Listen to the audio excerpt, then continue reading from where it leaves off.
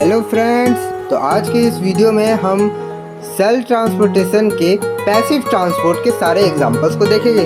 सबसे पहले डिफ्यूजन। अगर आपको नहीं पता तो diffusion and osmosis are the types of passive transport. तो चलिए, लेट्स सपोज कि सेल के अंदर CO2 की मात्रा बहुत ज़्यादा है और सेल के बाहर यानी उसके एक्सटर्नल एनवायरनमेंट CO2 की मात्रा कम है। तो सेल क्या करेगा, डिफ्यूजन प्रोसेस के जरिए अपने CO2 को उसके बाहर के एनवायरनमेंट में रिलीज कर देगा।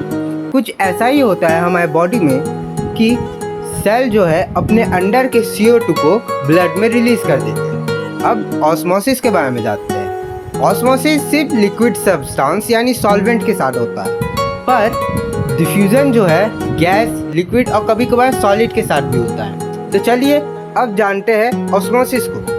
ऑस्मोसिस लिक्विड सब्सटेंस में होता है। अगर किसी जगह लिक्विड सब्सटेंस हायर कॉन्सेंट्रेशन में है तो उसके लोअर कॉन्सेंट्रेशन में जाएगी। डिफ्यूजन में प्लाज्मा मेम्ब्रेन के होने या ना होने से कोई फर्क नहीं पड़ता है, ये एक सिंगल मीडियम में भी होता है। पर ऑस्मोसिस के प्रोसेस में प्लाज्मा मेम्ब्रेन यानी एक बायोलॉजिकल मेम्ब्रेन का होना बहुत ज़रूरी होता है।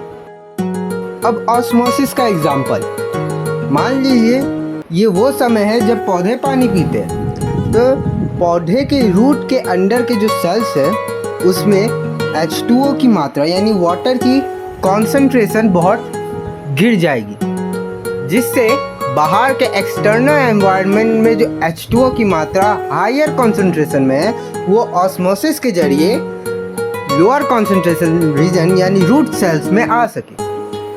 इसी के साथ ये वीडियो ख़त्म होता है। अगर आपको ये शॉर्ट अच्छा लगा है तो like share subscribe and thank you for watching.